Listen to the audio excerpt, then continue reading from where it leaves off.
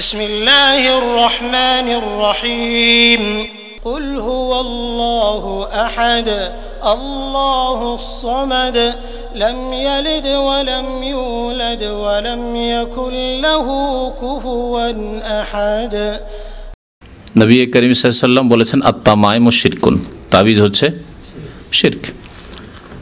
আপনার প্রত্যেকে নিজ নিজ বংশধর, নিজ নিজ গ্রামে, নিজ নিজ আত্মীয় স্বজনে, নিজ নিজ বন্ধু মহলে যদি এইটুকু কথা পৌঁছিয়ে দেন যে নবী করিম সাল্লাল্লাহু আলাইহি ওয়াসাল্লাম বলেছেন আত-তামাইমু শিরকুন, তাবিজ শিরক।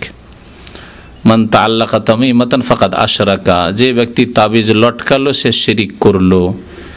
তাহলে ইসলার জন্য শিরকের ক্ষেত্রে অনেকটাই কাজ করলেন আপনি। এছাড়া বহু শিরক আছে, কিন্তু বড় একটা শিরক আপনি উৎখাত করতে পারবেন ইনশাআল্লাহ চেষ্টা করলে। তো আল্লাহর ওয়াস্তে এই কাজগুলি করবেন।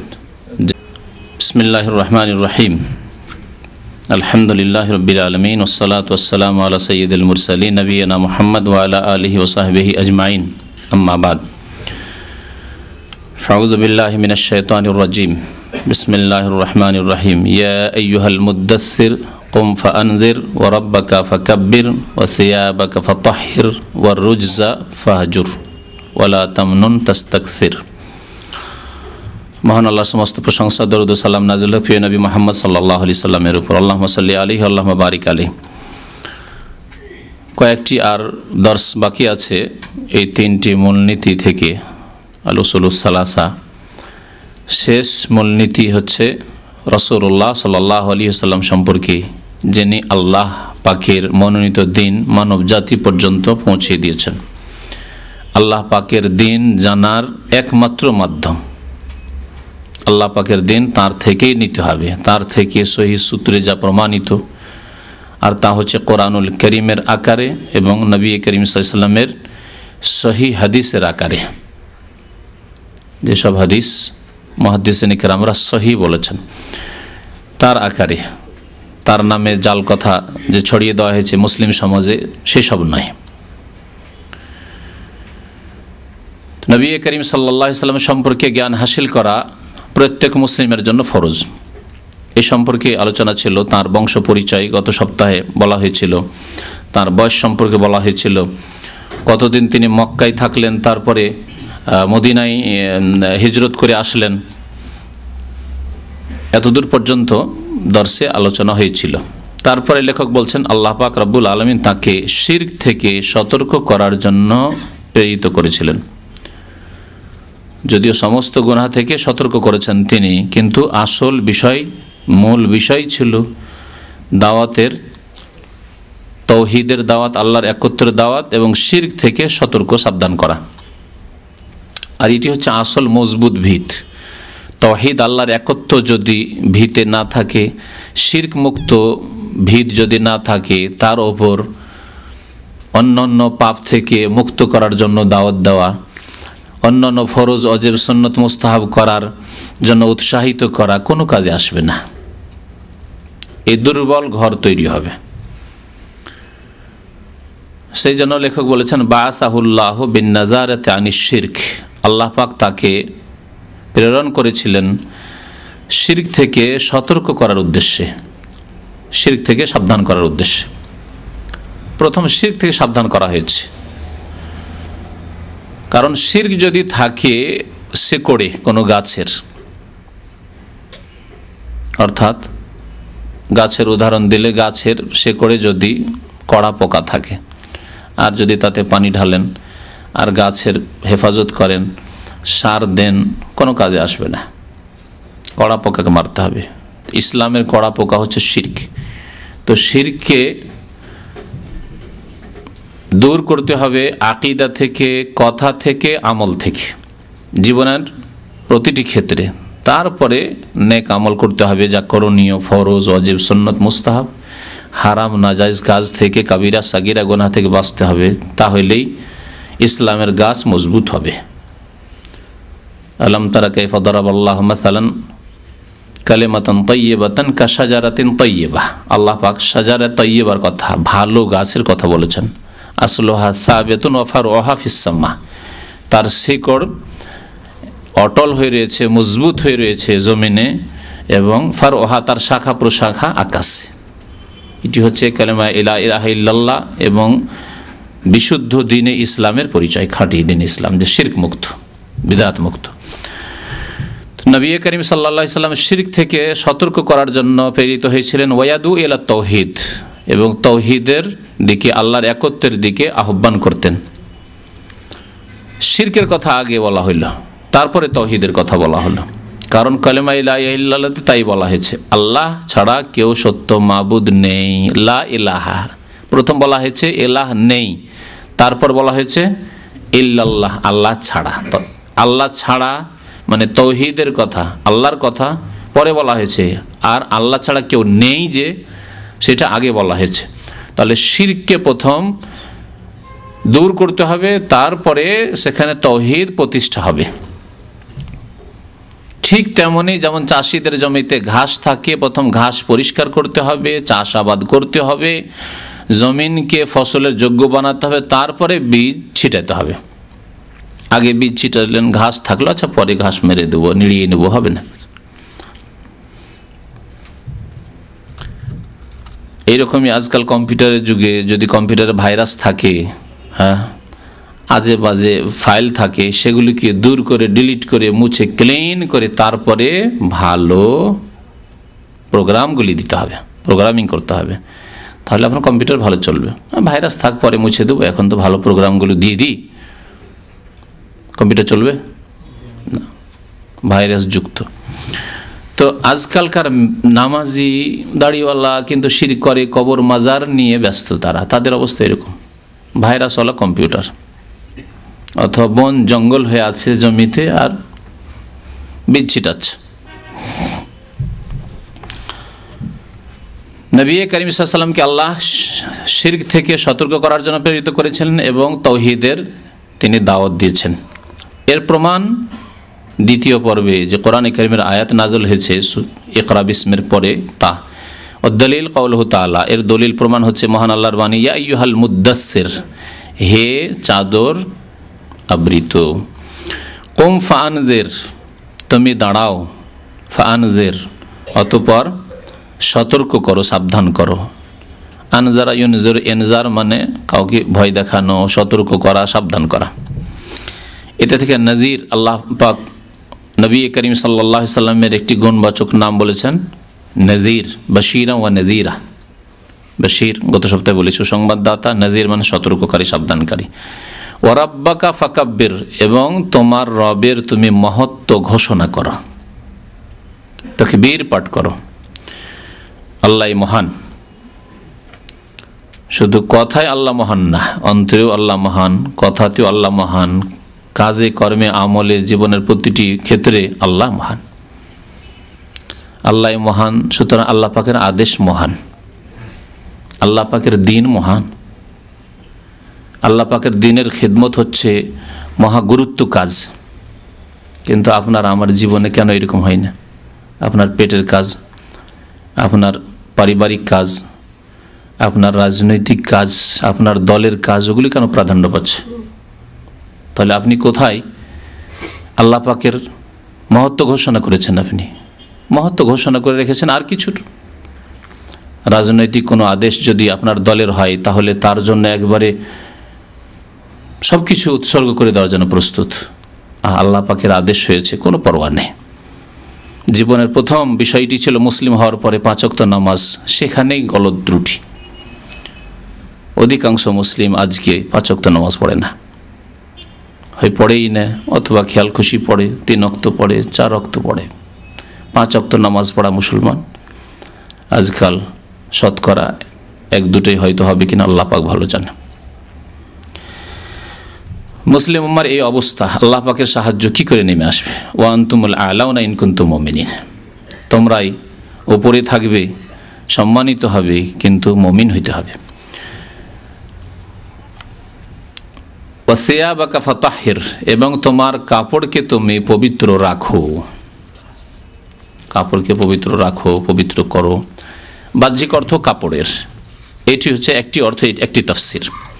যার কাপড় পবিত্র আছে তাকেও সতর্কতার জন্য বলা যেতে পারে, কাপড় চোপড় সতর্ক সাবধান রাখবেন। আল্লাহ পাকের বান্দা রাসূলুল্লাহ সাল্লাল্লাহু আলাইহি ওয়াসাল্লাম রাসূলুল্লাহ হইলেও তিনি আল্লাহর বান্দা, সুতরাং মাবুদের হক যে বান্দাকে যে কোনো আদেশ করবে, ভালো আদেশ করবে।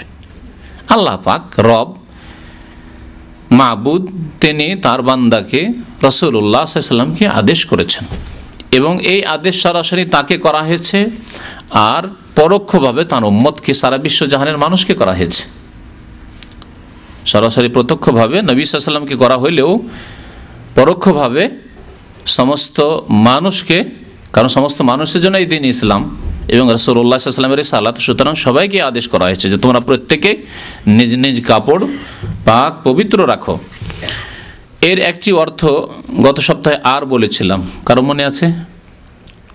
হ্যাঁ, কি?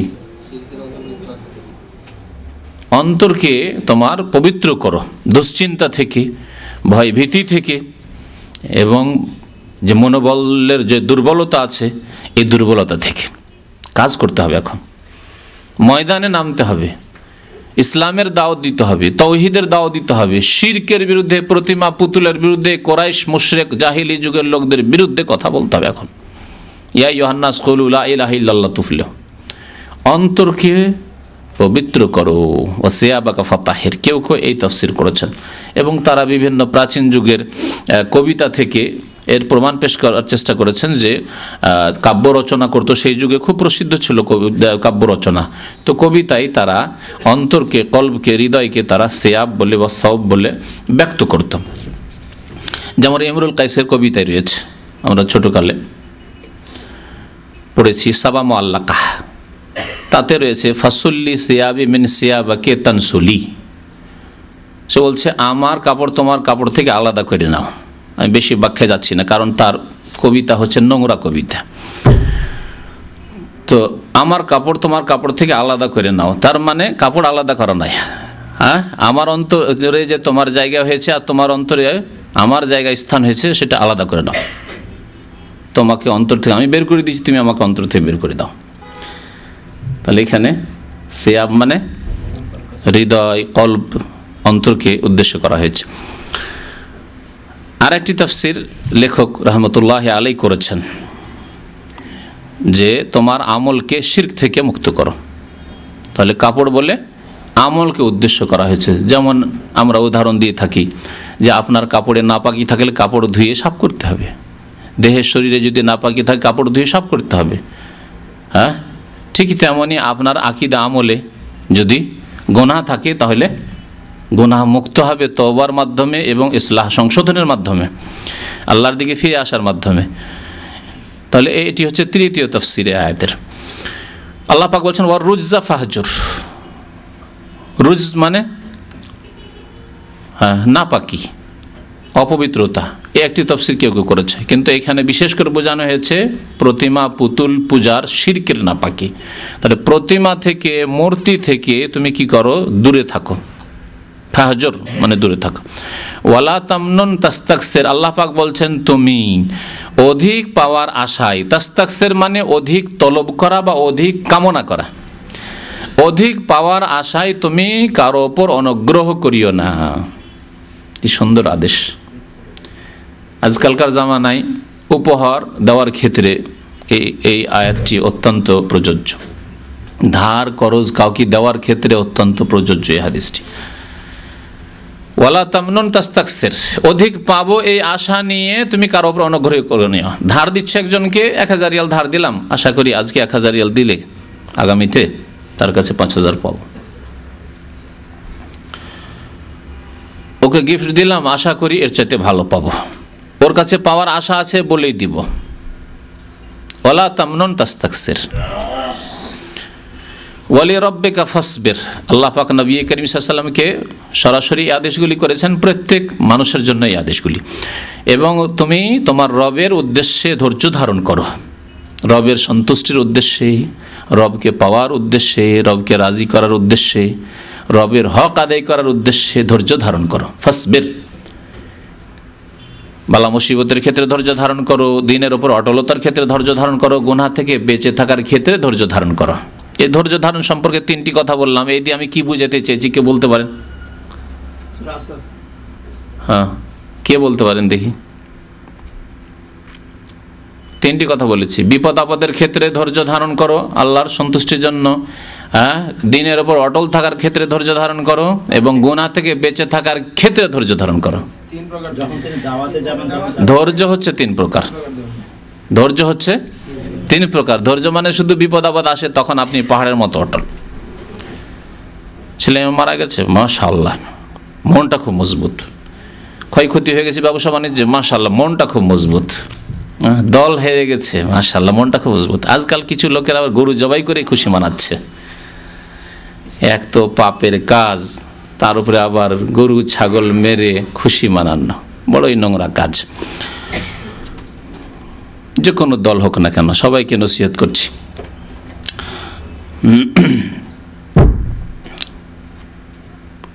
তো কি বলছিলাম? ধৈর্য। আল্লাহ পাক ধৈর্য ধরতে বলেছেন। আর এই 3 প্রকার ধৈর্য যে ব্যক্তি ধরবে সেই ব্যক্তি নিজের দিনকে কমপ্লিট করতে পারবে। আল্লাহর দিনের উপরে অটল সে। আল্লাহ পাক যা করতে বলেছেন সেই ক্ষেত্রে অটল। যে কোনো অবস্থায়, সুখে থাকি দুঃখে থাকি, সুস্থ থাকি অসুস্থ থাকি, সংকটে থাকি আর সচ্ছলতায় থাকি, যে কোনো অবস্থায় থাকি, দেশে থাকি বিদেশে থাকি, লোকজনের সামনে থাকি নির্জনে থাকি, দিনের ওপর আমি অটল। এ হচ্ছে অটলতার ধৈর্য। আর একটি ধৈর্য হচ্ছে গুনাহ থেকে বাঁচার ক্ষেত্রে ধৈর্য। অল্প হোক আর বেশি হোক, 100-200 রিয়াল ধর দিয়ে দিই লোকটার, 100-200 রিয়াল নিয়ে কী হবে? কিন্তু 1 লক্ষ 2 লক্ষ যদি হয়, অনেক অ্যামাউন্ট, বড় অ্যামাউন্ট। এটা যদি নিয়ে রেখে নিতে পারি তাহলে আর আমার বিদেশে থাকার কোনো প্রয়োজন নেই, টান দিলাম নিয়ে। আর এরকম ঘটনা ঘটেছে। গতকালকে সকালে 2 জন লোক আমার কাছে আসলো, এসে একটি ঘটনা বলল যে এক লোক এখানে দাম্মামে থাকতো, সেই লোকটি মক্কা গেছে হজে বন্ধু নিয়ে গেছে সাথে, নিয়ে যাওয়ার পরে বন্ধুর রুমে রেখেছে। বন্ধু বড় ব্যবসায়ী, পয়সাওয়ালা, সেও বাংলাদেশি মানুষ, মক্কায় রুমে রেখেছে, চাবিও দিয়েছে। বিশ্বাস করে যে চাবি দিচ্ছে সে বলছে এটা তো, একে তো চিনি না। বলছে না, আমার ঘনিষ্ঠ বন্ধু, অসুবিধা নেই, আমার নিজস্ব লোক। তো দিয়ে দিয়েছে। 2 জনে আবার হজে গিয়েছে, কত সৎ কাজে গিয়েছে, ইসলামের 5ম ফরজ আদায় করার জন্য গিয়েছে। হজটাজ হয়েছে, তারপরে বলছে আমি মদিনা চলে যাচ্ছি। মদিনা যায়নি, একটা চাবির নকল বানিয়ে নিয়েছে, চাবিটা দিয়ে দিয়েছে যে আপনার চাবি নিয়ে নেন। চাবি একটা বানিয়ে রেখে নিয়েছে। হারামে রাত হয়ে গেছে, রাতের অন্ধকারে গিয়ে ঘরে যখন কেউ নেই, ঘর খুললে 1,30,000 রিয়াল অথবা 33,000 বললো, 1,30,000 রিয়াল বের করে নিয়ে চলে আসছে।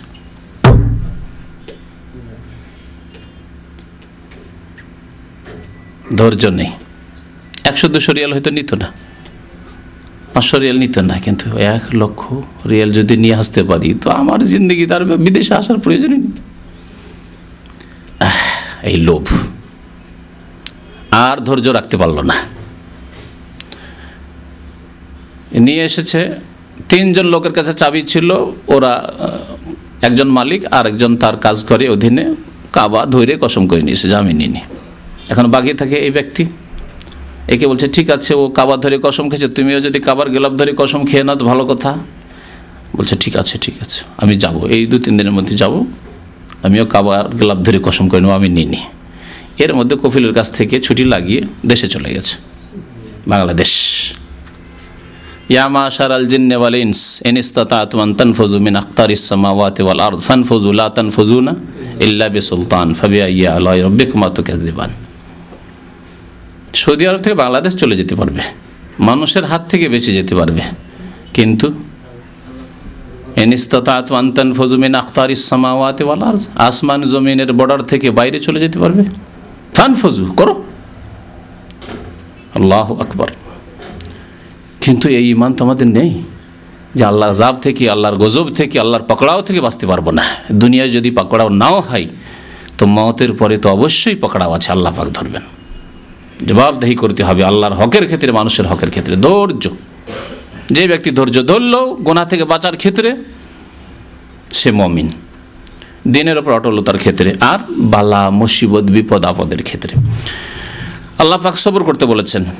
তাফসীর করছেন লেখক রহমতুল্লাহ আলাইহি, ওয়া মানা কুম ফাআনজির, দাঁড়াও এবং সতর্ক করো, মানে ইউনজিরু আনিশ শিরক, শিরক থেকে সতর্ক করো। ওয়াদু ইলা তাওহীদ, তাওহীদের দিকে আহ্বান করবেন তিনি, এই আল্লাহ পাকের আদেশ।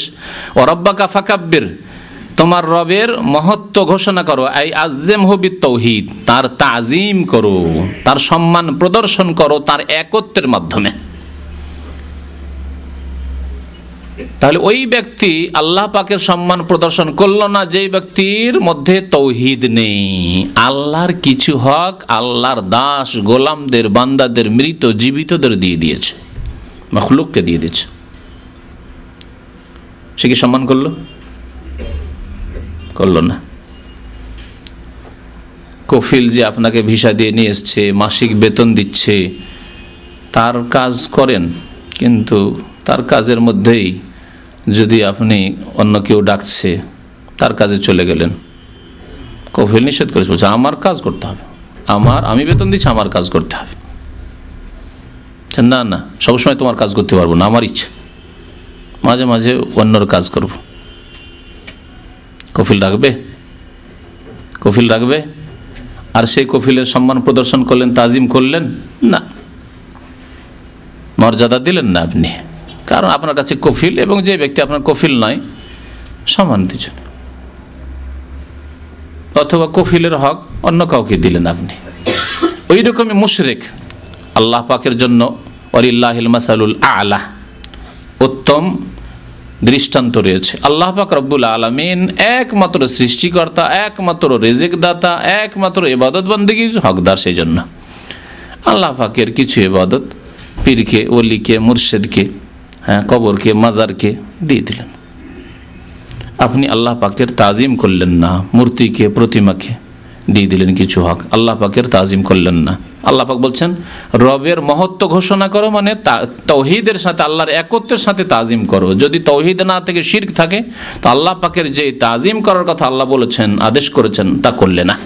ওমা কাদারুল্লাহ হাক্কা কাদরিহি, যারা মুশরিক তারা আল্লাহর যথাযথ কদর করল না, মান মর্যাদা দিল না।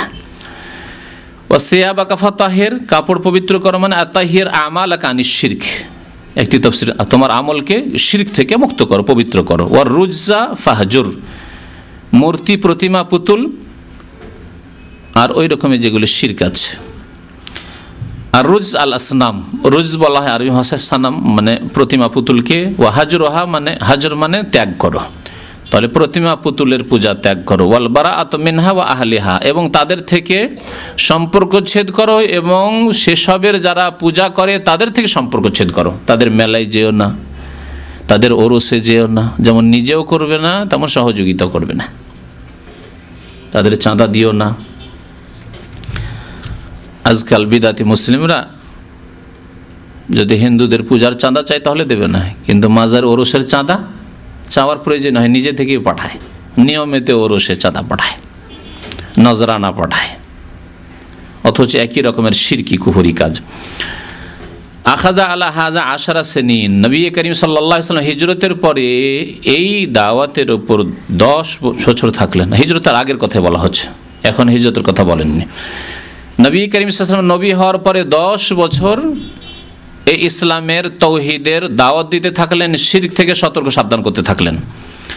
ইয়াদউ ইলা তাওহীদ, তাওহীদের দাওয়াত দিতে থাকলেন। ওয়া বাদাল আশরে উরিজা বিহি ইলাস সামা, 10 বছর হওয়ার পর তাকে মেরাজে নিয়ে যাওয়া হইল আকাশে, 7 আসমানের উপর আল্লাহ পাক রব্বুল আলামিন বুরাক দিয়ে নিয়ে গেলেন নবী করিম সাল্লাল্লাহু আলাইহি ওয়াসাল্লামকে।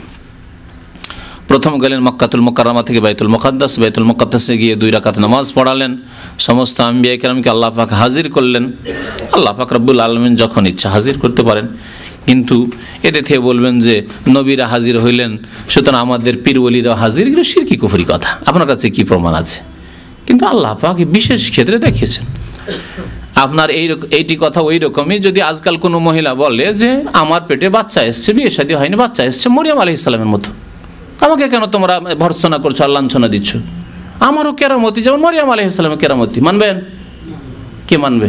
কেউ মানবে?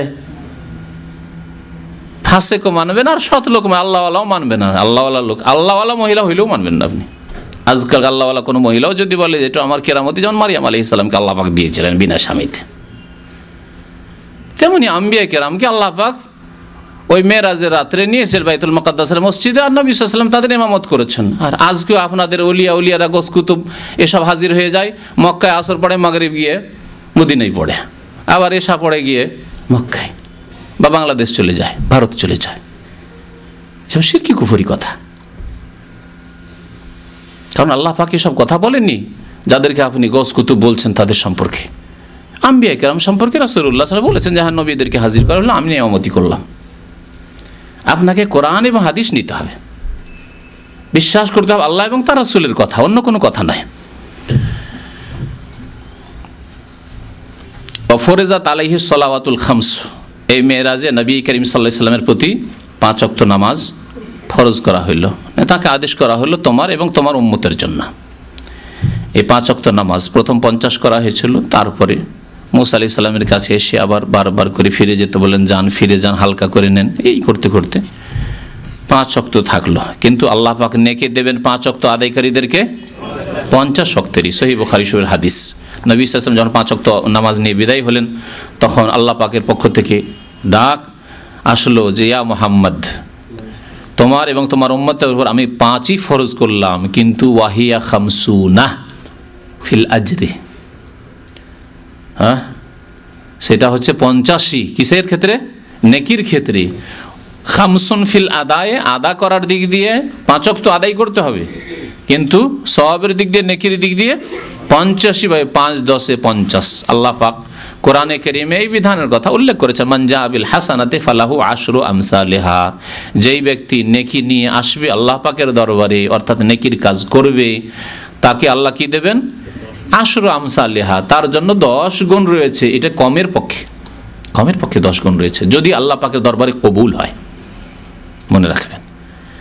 আর যদি ইখলাস আরও বেশি থাকে তো ওয়াল্লাহু ইউদাইফু লিমান ইয়াশা ওয়াল্লাহু ওয়াসিউন আলিম। আল্লাহ পাক যেমন সাদাকা, দান, খেরাত, যাকাতের ক্ষেত্রে উল্লেখ করেছেন ওই আয়াতে 700 পর্যন্ত, 700 বলার পর আল্লাহ পাক বলেছেন ওয়াল্লাহু ইউদাইফু লিমান ইয়াশা, এর বেশিও আল্লাহ করতে পারে।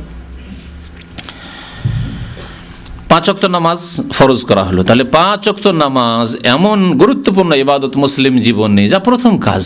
আর এই ইবাদত ফরজ করেছেন আল্লাহ পাক 7 আসমানের ওপর, আকাশে নবী করিম সাল্লাল্লাহু আলাইহি ওয়াসাল্লামকে নিয়ে গিয়ে সেখানে ফরজ করা হয়েছে। প্রত্যেকটি ফরজ, ওয়াজিব, মুস্তাহাব সব এসেছে, হ্যাঁ, আদেশ নিষেধ এসেছে জমিনে, কিন্তু নামাজের আদেশ এসেছে আসমানে। আর এই উম্মতে মুসলিমার অধিকাংশ মানুষ 5 ওয়াক্ত নামাজ ছেড়ে দেওয়ার কারণ নেই, কাফেরদের কাছে লাঞ্ছিত, মনে রাখবেন। কোনো পার্থিব ব্যাখ্যা করবেন না, আসল ব্যাখ্যা হচ্ছে আমরা দিন থেকে সরে গেছি। দিনকে মজবুত করে ধরুন, আল্লাহ পাকের সাহায্য নেমে আসবে। ইন তানসুরুল্লাহ ইয়ানসুরকুম ওয়া ইউসাব্বিত আকদামাকুম, যদি তোমরা আল্লাহর সাহায্য করো, আল্লাহর দিনের সাহায্য করো, দিনকে মজবুত করো, নামাজ দেখলে কাফের আকৃষ্ট হয়, আর না হইলে ভয়ে ভীত হয়। হয় আকৃষ্ট হবে নামাজের এই সৌন্দর্য দেখে, যে এত সুন্দর নামাজ, কোনো মুসলিম নামাজ ছাড়ে না, মুসলিমদের 10 বছর 12 বছরের ছেলেরা মসজিদে 5 ওয়াক্ত গিয়ে নামাজ পড়ে, এই দেখে আকৃষ্ট হবে, কি সুন্দর চরিত্র এদের, কি এদের মেল মহাব্বত, কি এদের ভালোবাসা সম্প্রীতি, এ দেখে আকৃষ্ট হয়ে ইসলাম গ্রহণ করবে, আর না হইলে অপদস্থ হবে, লাঞ্ছিত হবে, ভয়ে ভীত হবে। আর যখন আমরা নিজেরাই দিন থেকে, নামাজ থেকে সরে গেছি, তখন আল্লাহর শত্রুদের সাহস বেড়ে গেছে। ওয়াবাদাহা উমরা বিল হিজরা ওয়া সাল্লা ফি মক্কাতা সালাসা সিনিন, নামাজ ফরজ হওয়ার পরে মক্কায় 3 বছর নবী করিম সাল্লাল্লাহু আলাইহি ওয়াসাল্লাম নামাজ পড়েছেন। ওয়াবাদাহা উমরা বিল হিজরা ইলাল মদিনা, তারপরে মদিনার উদ্দেশ্যে হিজরতের আদেশ প্রদান করা হয়েছে নবী করিম সাল্লাল্লাহু আলাইহি ওয়াসাল্লামকে। একটি কথা শোনাই, অনেকের জন্য হয়তো নতুন হবে। প্রথম যখন মেরাজে নামাজ ফরজ হয়, তখন 5 ওয়াক্ত ফরজ করা হয়েছে, কিন্তু কয় রাকাত করে ফরজ করা হয়েছিল? ফরজাতিস সালাতু রাকাতাইনি, নামাজ ফরজ করা হয়েছিল প্রথমে 2 রাকাত করে, যোহর 2 রাকাত, আসর 2 রাকাত, এশা 2 রাকাত, এই 2 রাকাত করে, মাগরিব শুধু 3 রাকাত।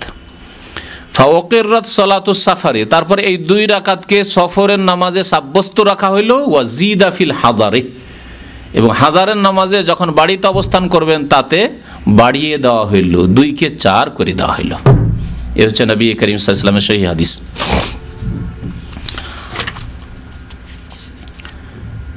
তাহলে হিজরত করলেন নামাজ ফরজ হওয়ার 3 বছর পরে। 3 বছর নবী করিম সাল্লাল্লাহু আলাইহি ওয়াসাল্লাম মক্কায় সাহাবায়ে কেরামদেরকে নামাজ পড়েছেন। ওয়াল হিজরাতু আল ইন্তিকালু মিন বালাদিশ শিরকি ইলা বালাদিল ইসলাম। হিজরত কাকে বলে গত সপ্তাহে বলা হয়েছে, না হয়নি? হিজরত সম্পর্কে আলোচনা হয়েছে। হিজরতের সংজ্ঞা এখানে লেখক উল্লেখ করেছেন। হিজরত বলা হয় শিরকের দেশ থেকে ইসলামের দেশে স্থানান্তরিত হওয়া, ইন্তেকাল হওয়া। আল ইন্তেকাল, আমরা আমাদের ভাষায় অমুক ইন্তেকাল করেছেন, মৃত্যুবরণ করেছেন কে কি বলি? ইন্তেকাল করেছেন। কেন বলি? শব্দটি কিন্তু আরবি, নকল থেকে ইন্তেকাল। আমি নকল করিনি কথাটা, মানে আপনার কাছে লেখা আছে, আমি নকল করিনি। এক জায়গায় ছিল, আরেক জায়গায় নকল করছেন। এটা নকল না, এটা হচ্ছে ইন্তেকাল। নাকালা থেকে ইন্তাকালা, নাকালায়ান কলু ছিল, ওখান থেকে ইন্তাকালায়ান তাকালো বাবে ইফতিয়ালে চলে গেল, গ্রামার। তো ইন্তেকাল মানে এক জায়গা থেকে অন্য জায়গায় পাড়ি দিয়ে চলে যাওয়া। তাহলে দুনিয়ার ক্ষেত্রে যে হিজরত আছে এটি হচ্ছে শিরকের দেশ থেকে, কুফরির দেশ থেকে, যেখানে ইসলাম ঈমান পালন করতে পারছেন, ইসলামের বিধিবিধান পালন করতে পারছেন না স্বাধীনভাবে, সেখান থেকে ইসলামের দেশে যেখানে ইসলাম স্বাধীনভাবে সুন্দরভাবে পালন করতে পারেন সেখানে হিজরত করা। তাহলে এক জায়গা থেকে এক জায়গায় কী করলেন? আপনি স্থানান্তরিত হইলেন। মতকে আমরা বাংলা ভাষায় ইন্তেকাল বলি, শব্দটি আরবি। অমুক ইন্তেকাল করেছেন, কি জন্য বলি? সেই ব্যক্তি দুনিয়া থেকে আখেরাতে পাড়ি দিল, স্থানান্তরিত হয়ে গেল।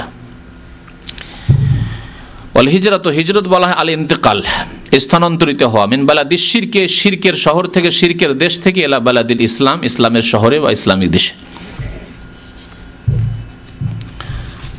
ইসলামিক দেশে, ইসলামিক দেশ কাকে বলে?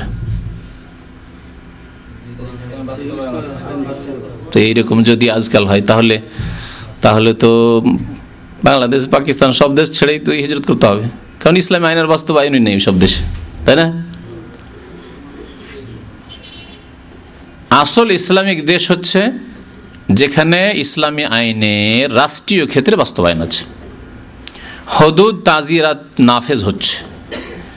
হদুদ কিসাস, হত্যার বদলে হত্যা, চোরের হাত কাটা, হ্যাঁ, জেনার শরীয়তি শাস্তি, আরও শরীয়তি যেসব দণ্ডবিধান রয়েছে এসব এর বাস্তবায়ন হচ্ছে এবং কোরআন সুন্নাহ মোতাবেক দেশ পরিচালিত হচ্ছে।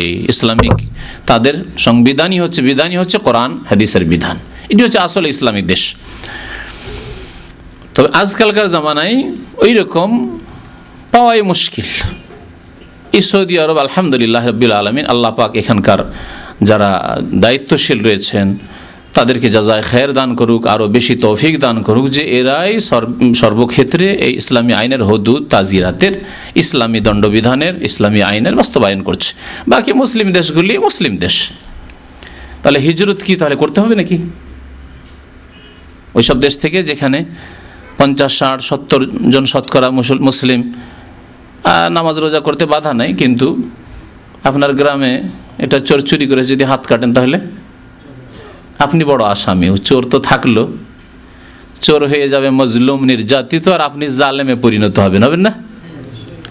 আজকে যদি ওইসব মুসলিম দেশে যারা মানবরচিত আইন দিয়ে দেশ পরিচালনা করছে সেসব দেশে যদি গ্রাম্য বিচারে, সামাজিক বিচার, আমাদের সামাজিক বিচার বলে, সামাজিক বিচারের চোরে যদি হাত কাটে নেওয়া হয়, অথবা যদি অবিবাহিত জেনাকারীকে 100 কোড়া লাগানো হয় আর তারা যদি কেস করে দেয়, তাহলে ওরা মজলুম হয়ে যাবে, এদের এত অত্যাচার করা হয়েছে। আর যেই ব্যক্তি এই দণ্ডবিধান কায়েম করলো সে আসামির কাঠগড়ায় দাঁড়াবে, হয়তো কত বছর জেল হবে আল্লাহ জানে, হয়তো ফাঁসিতেও চড়তে হইতে পারে বাংলা ভাইয়ের দলে ভর্তি হয়ে, তাই না? তো আল্লাহ পাক মুসলিম নেতাদেরকে ইসলাম বুঝার তৌফিক দান করুক, আমল করার তৌফিক দান করুক, আমিন। হিজরত করার সম্পর্কে বলছিলাম। হ্যাঁ, তো হিজরত করার ক্ষেত্রে মনে রাখবেন যে আজকাল এই অবস্থায় হিজরত করতে হবে এমন দেশ থেকে যেখানে জুমা, জামাত, ঈদ কায়েম করা যাচ্ছে না, সে দেশ থেকে। আর না হলে হিজরত সম্ভব নয়। যেই দেশে থেকে আপনি জুমা কায়েম করতে পারছেন, ঈদ কায়েম করতে পারছেন, জামাত করে নামাজ পড়তে পারছেন, আল্লাহ পাকের অন্য যে ফরজগুলি রয়েছে, যাকাত, হজ বন্ধ করানি হজ করতে পারছেন, রোজা রাখতে পারছেন, দ্বীনি বিধিবিধান কায়েম করতে পারছেন, পর্দা আল্লাহ পাক ফরজ করেছেন, আপনি পর্দা করতে পারছেন, করাতে পারছেন আপনার পরিবারের মহিলাদের, তাহলে সেই দেশে বসবাস করা যাবে, না হলে কোনো উপায় নেই। এই ফতোয়া না দিলে কোনো উপায় নেই। কোথায় যাবেন হিজরত করে? কোথায় ধরবে এইসব মুসলিম? আর তাহলে হিজরত কোন দেশ থেকে করতে হবে? যেখানে ঈদ পড়তে বাধা, জুমা পড়তে বাধা, জামাত করে নামাজ পড়তে বাধা, রোজা রাখতে বাধা, হেজাব পর্দা করতে মহিলাদের বাধা, না পর্দা করা শাড়ি পরতে হবে, মাথা খুলতে হবে, চেহারা খুলতে হবে, হ্যাঁ সেসব দেশ থেকে হিজরত করতে হবে যদি বাধ্য করা হয়। আপনাকে ফরজ অজেব পালন করতে দেওয়া হচ্ছে না, তাহলে সেই সব দেশ থেকে হিজরত করা ফরজ, যদিও নামে মুসলিম হোক না কেন।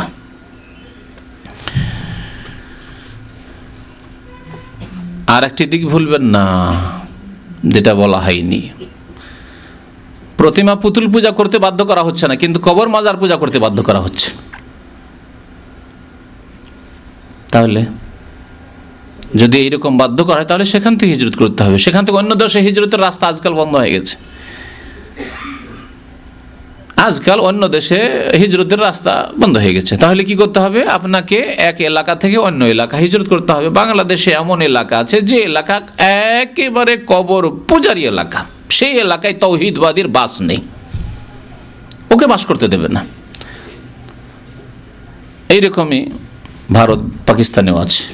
তাহলে ওই এলাকাগুলি থেকে এমন এলাকায় হিজরত করা ফরজ যে এলাকায় গিয়ে আপনি একমাত্র আল্লাহ পাককে সেজদা করতে পারেন। আপনাকে বাধ্য না করে কবর মাজারে চাঁদা নিতে, সেজদা করতে, হ্যাঁ ওরসে হাজির হতে, খাসি মোরগ নিয়ে আপনার বাধ্য করবে যে আসো, না হলে এর মতো ইব্রাহিম আলাইহিস সালামের মতো কি ব্যাপার, মেলায় কেন আসেনি ইব্রাহিম, ইন্নী সাকিম বলতে হয়েছে। তখন হিজরত করতে হবে। এক এলাকা থেকে অন্য এলাকায় হিজরত করেন। গত সপ্তাহে এ সম্পর্কে বলা হয়েছিল। ওয়াল হিজরাতু ফারিদাতুন আলা হাযিহিল উম্মাহ মিন বালাদিশ শিরকি ইলা বালাদিল ইসলাম। হিজরত ফরজ এই উম্মতের ওপর, শিরকের দেশ থেকে, শিরকের শহর থেকে ইসলামের শহরের দিকে, ইসলামের শহরের দিকে। ইসলামের শহর আর শিরকের শহর ব্যাখ্যা করলাম একটু। শেখ মোহাম্মদ বিন উসাইমিন রহমতুল্লাহ আলাই এ সম্পর্কে কি বলেছেন তা শোনেন। বলছেন যে ওয়াবালাদুশ শিরক হুয়াল্লাযী তুকামু ফীহি শাআইরুল কুফর। শিরকের দেশ বা শিরকের শহর ওই শহর যেই শহরে কুফরির কাজগুলিকে প্রতিষ্ঠিত রাখা হয়, করা হয়। কুফরি শিরকের কাজ, কবর মাজার প্রতিষ্ঠিত করা হচ্ছে, আর ও ছাড়া কোনো উপায় নেই, বাধ্য করা হচ্ছে। প্রতিমা পুতুল পূজায় বাধ্য করা হচ্ছে। নামাজ রোজা ফরজ অজেবাত আদায় করে দেওয়া হচ্ছে না। ওয়ালা তুকামু ফীহি শাআইরুল ইসলাম। ইসলামের বিধিবিধান সেখানে কায়েম করতে দেওয়া হচ্ছে না। কাল আজানে, যেমন আজান, ওয়াস সালাত নামাজ জামাত করে, ওয়াল আয়াদ ঈদ, ওয়াল জুমা জুমা, আলা ওয়াজহিন আমিন শামিল, সাধারণভাবে। এগুলি মোটামুটি কথা, এর মধ্যে আরও অনেক কিছুই চলে আসবে।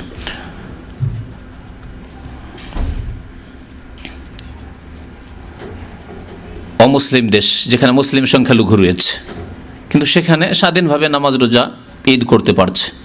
আর আজকাল হিজরতের দরজা বন্ধ হয়ে গেছে, হিজরতের দরজা বন্ধ হয়ে গেছে। যারাও হিজরত করেছিল আজকে করাচিতে আজ পর্যন্ত মুহাজির হয়েই থাকলো। এই রিফিউজি নাম ধরেই থাকতে হইল, এই নাম লেভেল ছুটল না। তাহলে হিজরত করবে কোথায়? তাহলে ওই ক্ষেত্রে যেখানে অমুসলিম দেশ আর শান্তিতে সেখানে মোটামুটি বসবাস করা যাচ্ছে, আর ইসলামের যে আজানে বাধা নেই, নামাজে বাধা নেই, ফরজ ওয়াজিব আদায় করা বাধা নেই, হিজাব পর্দা করা বাধা নেই, তাহলে সেই দেশে বসবাস করবে যদি রাস্তা না থাকে হিজরতের।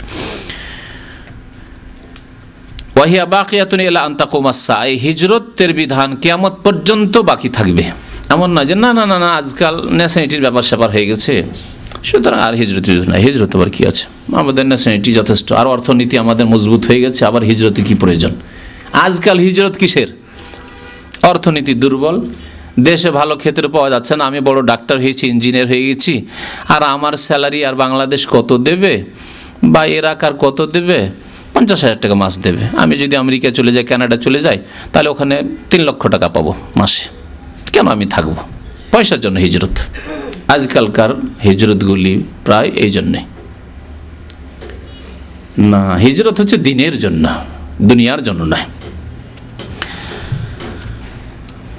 পেটের জন্য, রুজি রোজগারের জন্য কোথায় যাওয়া যাবে না যাওয়া যাবে, অস্থায়ীভাবে, স্থায়ীভাবে এমন জায়গায় যাওয়া যাবে না যেখানে দিন পালনে আশঙ্কা রয়েছে বা দিনের হেফাজতে আশঙ্কা রয়েছে। স্থায়ীভাবে সেখানে বসবাসের উদ্দেশ্যে যাওয়া যাবে না। কিয়ামত পর্যন্ত এই হিজরতের বিধান বাকি থাকবে। ওয়াদ্দালিল কাউলহু তাআলা, এর প্রমাণ যে কিয়ামত পর্যন্ত এই হিজরত থাকবে বা হিজরত ইসলামে রয়েছে, কোরআনে কারিমে রয়েছে। মহান আল্লাহর বা ইন্নাল্লাযীনা তাওয়াফাহুমুল মালায়েকাতু যালিমি আনফুসিহিম, সূরা নিসার আয়াত নম্বর 97 থেকে 99 আল্লাহ পাক ইরশাদ করেছেন, ওই লোকদের কথা যারা হিজরত করতে পারবে অথচ হিজরত করেনি, আর দিন পালন করতে পারেনি, শিরক করতে বাধ্য হয়েছে, নামাজ ঠিকভাবে কায়েম করতে পারেনি, আজানই শুনতে পায় না, মসজিদই পায় না, ওই ঘরেই নামাজ পড়তে হয়, এইভাবে বসবাস করেছে, না জায়েজ নয়। তাহলে অমুসলিম দেশ, যেখানে মুসলিম সংখ্যালঘু আছে, সেই দেশগুলি 2 ভাগে বিভক্ত। কতক দেশ আছে যেসব দেশে যথেষ্ট পরিমাণে মসজিদ আছে, ইসলামিক প্রতিষ্ঠান আছে, মাদ্রাসা আছে, ইসলামিক সেন্টার আছে, সেখানে ইসলামের কাজ হচ্ছে, নামাজ জামাতে পড়তে অসুবিধা নেই, আজানে অসুবিধা নেই, ঈদে অসুবিধা নেই, জুমায় অসুবিধা নেই, সেখানে বসবাস করা যাবে। কারণ আমাদের সামনে হিজরতের রাস্তা প্রশস্ত নয়, সংকুচিত বা বন্ধ। কিন্তু যেসব দেশে মসজিদ নেই, খোঁজখবরই নেই কোথায় মসজিদ আছে, আর মসজিদ থাকলে প্রেয়ার হল বলে গোটা শহরে হয়তো কোথায় একটা আছে, তাও জুমা পড়তেও যেতে হয়তো পারা মুশকিল হয়ে যাচ্ছে, আর ওক্তিয়া নামাজ তো বাড়িতেই পড়তে হচ্ছে। এমন দেশে মুসলিমের জন্য বসবাস কোনো মতে জায়েজ নয়। যে দেশে আজান শোনা যায় না, নামাজের জন্য মসজিদের খোঁজ পাওয়া যায় না, সেসব দেশে বসবাস করা জায়েজ নয়। সফর করার ক্ষেত্রেও শর্ত সাপেক্ষ, বিশেষ ক্ষেত্রে সফর করা যেতে পারে, সব ক্ষেত্রে সফর করা যাবে না সেসব দেশ। আল্লাহ পাক রব্বুল আলামিন ইরশাদ করেছেন, ইন্নাল্লাযীনা তাওয়াফাহুমুল মালায়েকাতু, নিশ্চয়ই যাদেরকে ফেরেশতা মৃত্যু দান করেছে, মানে ফেরেশতা যাদের রূহ কবজ করে নিয়েছে, জালিমি আনফুসিহিম, এই অবস্থায় যে তারা নিজের উপরে জুলুম করেছিল, গুনাহ করেছিল। কিসের গুনাহ? যে কাফের শহরেই, কাফের দেশে বসবাস করে থেকে গেছিল, হিজরত করেনি। কালু ফিমা কুনতুম, তাদের ইন্তেকালের পরে, তাদের মৃত্যুর পরে ফেরেশতারা তাদেরকে জিজ্ঞাসা করেছিল ধমক দিয়ে, শাসানিমূলক, ফিমা কুনতুম, কি ব্যাপার, কি অবস্থায় ছিলে? কালু কুন্না মুস্তাযাফিনা ফিল আরদ, আমরা পৃথিবীতে অত্যন্ত দুর্বল অসহায় ছিলাম, সেই জন্য হিজরত করতে পারিনি, কাফেরদের কবলে ছিলাম, কাফের দেশে বসবাস করেছি, হিজরত করতে পারিনি। কালু, তখন ফেরেশতারা তাদেরকে শাসানি দিয়ে বলেছিল, আলাম তাকুন আরদুল্লাহি ওয়াসিয়া, আল্লাহর জমিন কি প্রশস্ত ছিল না? ওখানেই থাকতে হইতো, ও কাফের শহরে, কাফের দেশেই থাকতে হইতো, যেখানে নামাজ কায়েম করতে পারোনি, যেখানে কাফের তোমার দিন লুটে নিয়েছে, তোমার মান ইজ্জত লুটে নিয়েছে, হ্যাঁ তোমাকে হত্যা করেছে, সেখানেই তোমাকে থাকতে হইতো। আল্লাহর জমিন কি প্রশস্ত ছিল না? ফাতুহাজিরু ফিহা, সেখানে তোমরা হিজরত করে যেতে। ফেরেশতারা কথোপকথন করছেন, জিজ্ঞাসা করছেন, উত্তর নিচ্ছেন। ফাউলাইকা মাওয়াহুম জাহান্নাম, আল্লাহ পাক বলছেন এরাই তো তারা যাদের বাসস্থান হচ্ছে জাহান্নামে।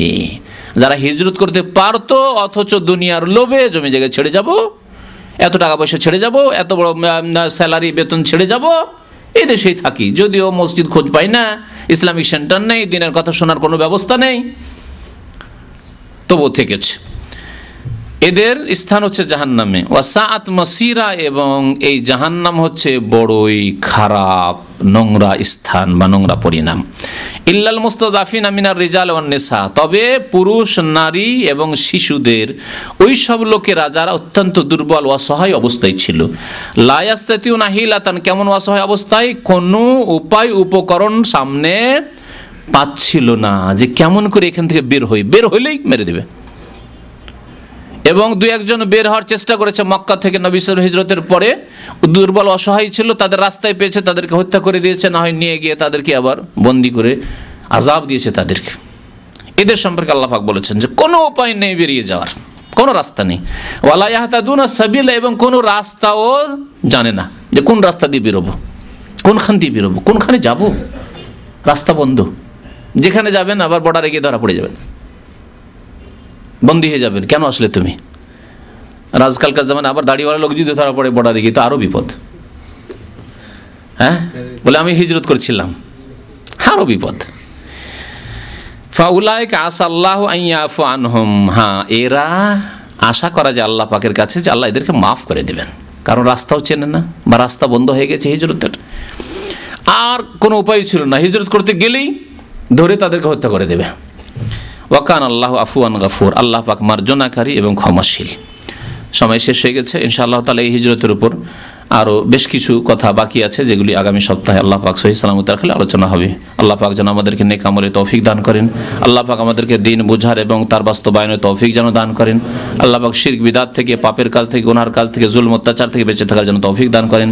আল্লাহ পাক আমাদের উপর যেন সৎ নেতৃত্ব নিয়ে আসেন। আল্লাহ পাক খারাপ নেতৃত্বের অনিষ্ট থেকে আমাদেরকে যেন বাঁচিয়ে রাখেন। আল্লাহুম্মা সাল্লি আলাইনা খিয়ারানা, আল্লাহ আমাদের ভালো নেতা দান করো। মুসলিম জাতিকে, বাংলাদেশের মানুষকে আল্লাহ পাক ভালো নেতা দান করো। আল্লাহ পাক আমাদেরকে দিন সুন্দরভাবে পালন করার তৌফিক দান করো। আল্লাহ আমাদের গুনাহ খাতা মাফ করো, আর জালেমদেরকে আল্লাহ তুমি প্রতিহত করো। সাল্লাল্লাহু আলা নবিয়িনা মুহাম্মদ ওয়া আলা আলিহি ওয়া সাহবিহি আজমাইন।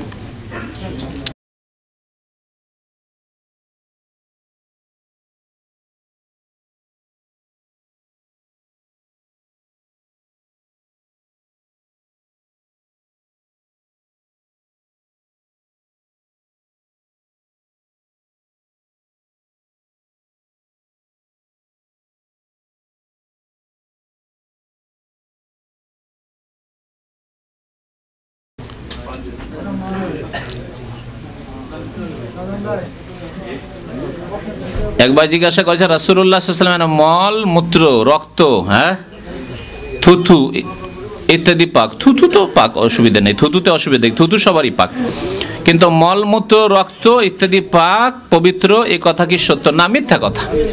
আর যারা বলবে যে নবী সাল্লাল্লাহু আলাইহি সাল্লামের পেশাব পায়খানা পাক, তাকে বলবো যে একটি দলিল নিয়ে আসো, কোরআন থেকে অথবা হাদিস থেকে, সহিহ হাদিস থেকে একটি দলিল নিয়ে আসো।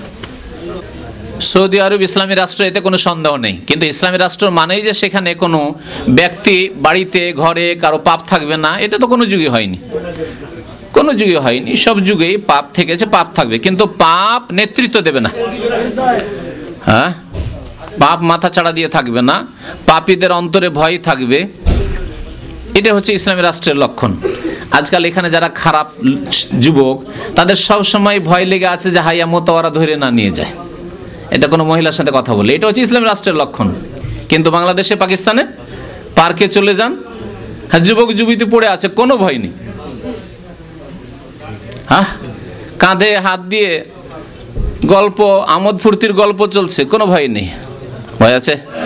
জি। তো ইসলামী রাষ্ট্রের লক্ষণ হচ্ছে যে সেখানে ইসলামী আইন বলবৎ থাকবে, আর পাপীদের অন্তরে ভয় থাকবে। আর পাপই থাকবে না এমন কথা নাই, পাপই থাকবে, ডিশ থাকবে, গুনাহ থাকবে, জি, মুজরিম থাকবে, চোর ডাকাত থাকবে, ছিনতাইকারী থাকবে।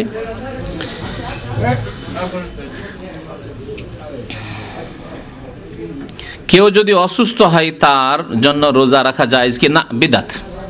এইরকমই কেউ বন্দী হইলো আর তার জন্য মান্যত রোজা রাখলো, যে বন্দী হয়েছে, বন্দী মুক্ত করার জন্য রোজা রাখা সারা দেশে ঘোষণা করলো একটা ইসলামিক দল, এগুলি বিদআত, সবগুলি বিদআত।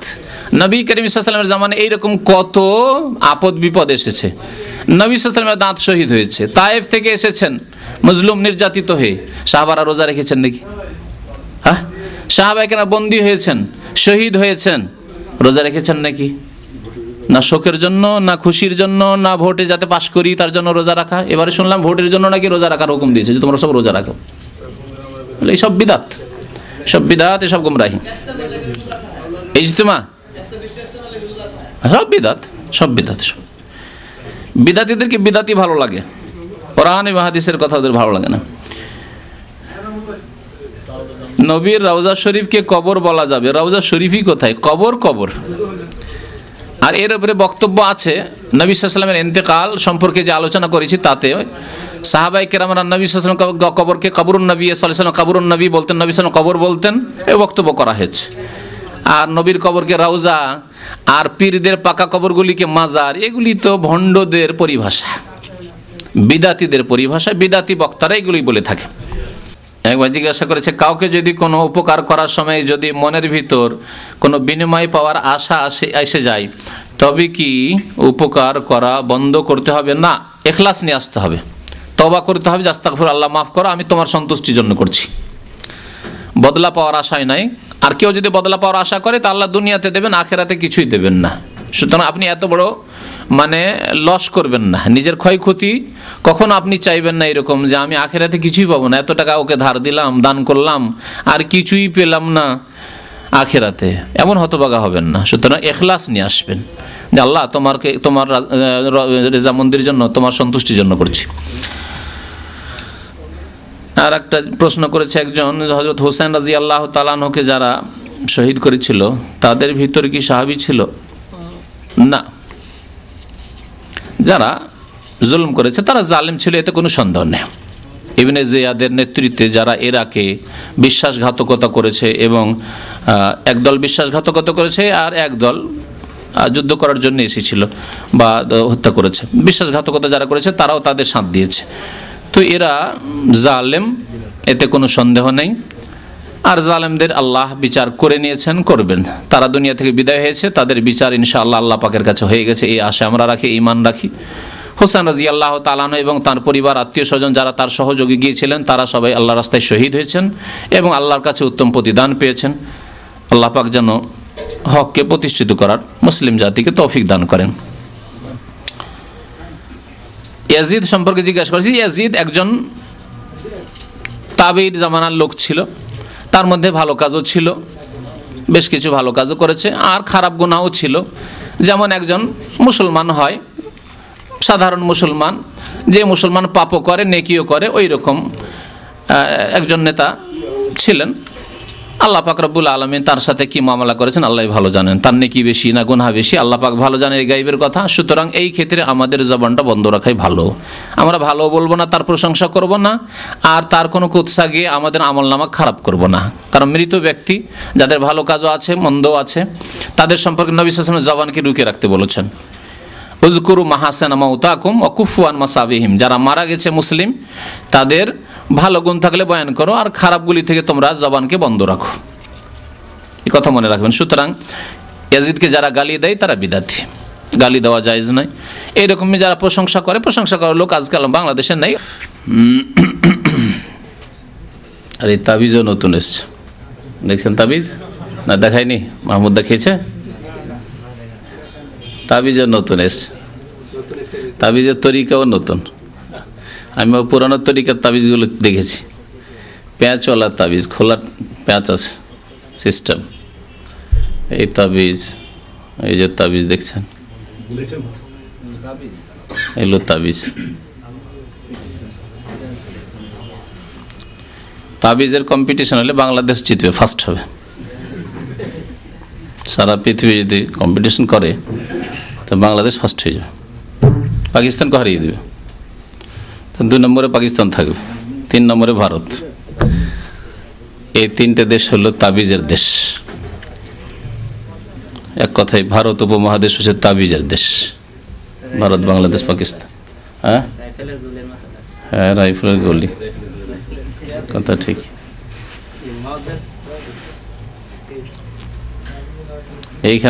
এইখানে এক বিদাতি আবার মাদ্রাসা পাস, কওমি মাদ্রাসা ফারিক, সেইগুলি করছে রাহিমাতে।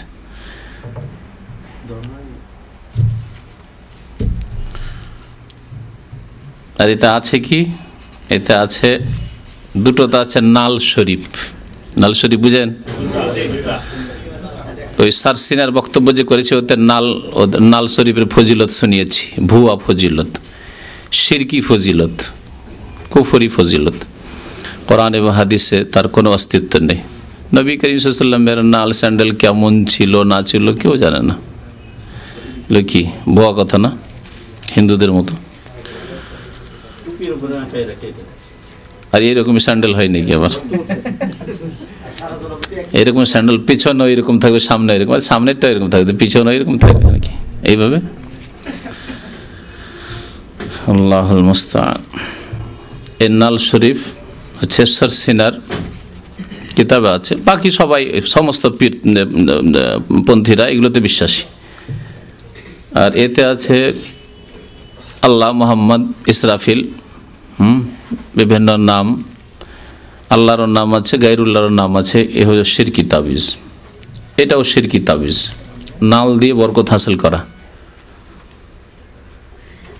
বুঝতে পেরেছেন? নালের তাবিজ, এই নাল দিয়ে বিভিন্ন মনের আশা পূরণ করবে। নবী করিম সাল্লাল্লাহু আলাইহি ওয়াসাল্লাম বলেছেন আত-তামাইমু শিরকুন, তাবিজ হচ্ছে শিরক। আপনার প্রত্যেকে নিজ নিজ বংশধর, নিজ নিজ গ্রামে, নিজ নিজ আত্মীয় স্বজনে, নিজ নিজ বন্ধু মহলে যদি এইটুকু কথা পৌঁছিয়ে দেন যে নবী করিম সাল্লাল্লাহু আলাইহি ওয়াসাল্লাম বলেছেন আত-তামাইমু শিরকুন, তাবিজ শিরক। মান তাআল্লাকা তামিমাতান ফাকাদ আশরাকা, যে ব্যক্তি তাবিজ লটকালো সে শিরিক করলো। তাহলে ইসলার জন্য শিরকের ক্ষেত্রে অনেকটাই কাজ করলেন আপনি। এছাড়া বহু শিরক আছে, কিন্তু বড় একটা শিরক আপনি উৎখাত করতে পারবেন ইনশাআল্লাহ চেষ্টা করলে। তো আল্লাহর ওয়াস্তে এই কাজগুলি করবেন। যে এগুলো অনেকে মনে করে আরে বাপরে এগুলোকে ছেড়ে দিলে বড় ক্ষতি হয়ে যাবে, এরকম মনে করে। এগুলিকে রাখার যদি প্রয়োজন মনে করেন ভাইরা, তাহলে রাখবো, আর না হলে বিসমিল্লাহ। দরকার আছে দেখে তাহলে, তাই হ্যাঁ কি হচ্ছে দেখাবার জন্য থাকা ভালো। আল্লাহু মুস্তাআন। হ্যাঁ একটা ছেড়ে দেখা, দুই নাল আছে, একটা নাল যথেষ্ট। এক জুতার বরকতি যথেষ্ট কবর পূজারীদের জন্য, সারসিনা চরমুন্নায় ওই সবেদের।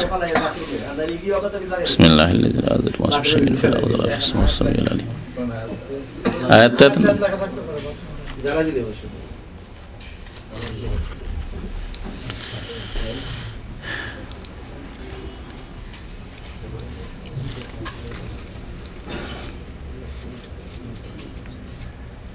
মনে হয় না যে আয়াত আছে, আয়াত নাই, কিছু লেখা আছে মনে হচ্ছে ফার্সি, উর্দু। শিরকে ভরা, শিরকে ভরা। আল্লাহু মুস্তাআন।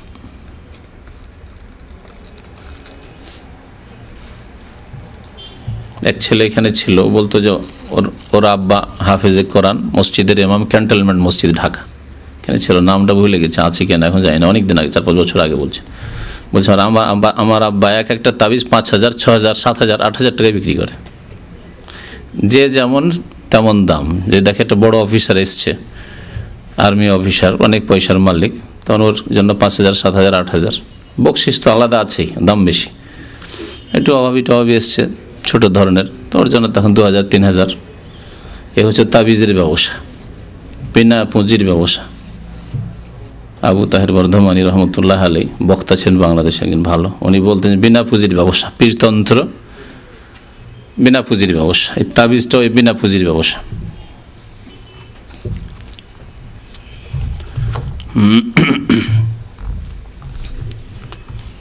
শুনলেন আমাদের ভাই মাহমুদের কাছে, যে সামান্য শুনেছেন, আমি তো আরও কিছু শুনেছি টেলিফোনে, যে কোরআন এবং হাদিসের দাওয়াতের শত্রু কারা। ইহুদি নাসারা হিন্দুর চাইতে বড় শত্রু নিজের ঘরে ঘরে রয়েছে, মুসলিম সমাজে রয়েছে, মুসলিম ফিরকা, বিদাতি ফিরকাগুলি। এরা কোরআন এবং হাদিসের প্রতিষ্ঠা চায় না, কোরআন সুন্নাহর প্রচার প্রসার হোক চায় না। সত্য গ্রহণে বাধা, ইসলামী দাওয়াতে বাধা, এই একটি বিষয়ের উপর ইনশাআল্লাহ বক্তব্য করব, প্রস্তুত রেখেছি, হয়তো মঙ্গলবারই হবে, শুনবেন ইনশাআল্লাহ। আর আমাদের সমাজে সত্য গ্রহণে বাধা হচ্ছে এগুলি, সত্য গ্রহণে বাধা কাফেরদের চাইতে মুসলিম ঘরে ঘরে বিদাতিরাই বড় বাধা।